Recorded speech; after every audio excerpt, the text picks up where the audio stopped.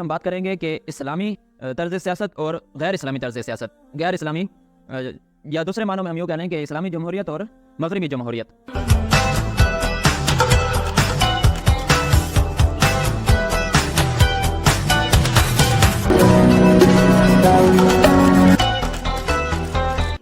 السلام علیکم ناظرین، message of Islam T V میں آپ سب کو خوش آمدید کہتا ہوں۔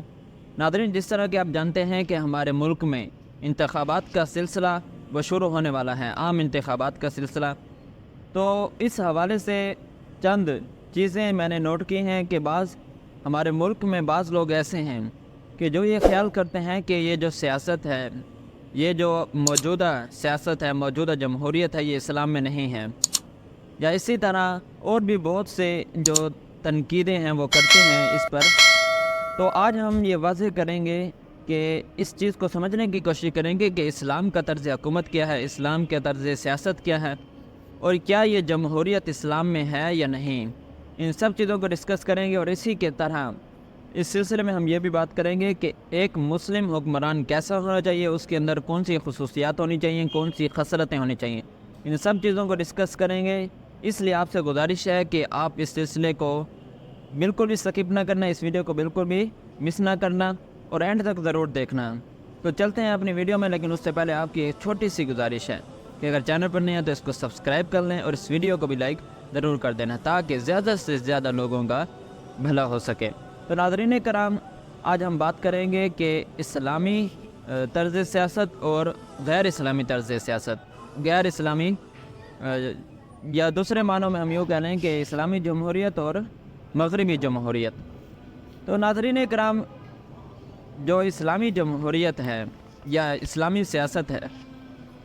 وہ ایک الگ نقطہ نظر ہے جو ہمارے پیش نظر ہونا چاہیے۔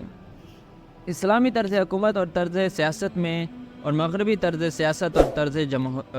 حکومت میں واضح فرق یہ ہے کہ اسلامی ممالک میں قانون سازی فقط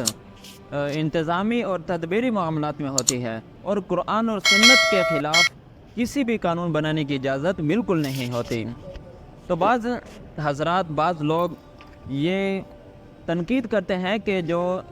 یہ جو مسلم ممالک میں جو جمہوریت کا نظام ہے یہ غلط ہے، یہ اسلام کے خلاف ہے۔ یہ اسلام کے خلاف نہیں ہے، بالکل نہیں ہے، لیکن بات یہ ہے کہ وہ مغربی جمہوریت کو دیکھتے ہیں کہ مغربی جمہوریت میں اور اسلامی جمہوریت میں اس میں تھوڑا سا فرق ہے، ذرا وہ سمجھ لیجئے۔ اسلامی جمہوریت میں کوئی بھی قانون، میں نے جس طرح پہلے بتایا ہے کہ وہ قرآن و سنت کے خلاف نہیں بنتا، اور دوسری بات صرف انتظامی اور تدبیری معاملات جو ہوتے ہیں انہی میں صرف قانون سازی پارلیمان میں جو لوگ موجود ہوتے ہیں وہ کر سکتے ہیں۔ لیکن مغربی جمہوریت میں کیا ہوتا ہے؟ مغربی جمہوریت میں ادھر جو بھی قانون بنے گا، جو بھی ہر طرح کا قانون، وہ پارلیمان ہی منتخب کرتے ہیں، یعنی وہ جو لوگ ہیں ان کو مکمل اختیارات ہوتے ہیں، ان کے اوپر کسی طرح کی کوئی قید نہیں ہوتی، ہر طرح کی قانون سازی وہ کر سکتے ہیں۔ لیکن اسلامی ممالک میں صرف انتظامی معاملات کی قانون سازی کی جا سکتی ہے، ان کے علاوہ دوسرے جو قانون سازی ہے وہ نہیں کی جا سکتی۔ تو یہ ذرا فرق ہے، جو لوگ تنقید کرتے ہیں ان کو یہ فرق ذہن میں رکھنا چاہیے۔ تو ناظرین کرام، امید کرتا ہوں کہ آپ کو یہ ضرور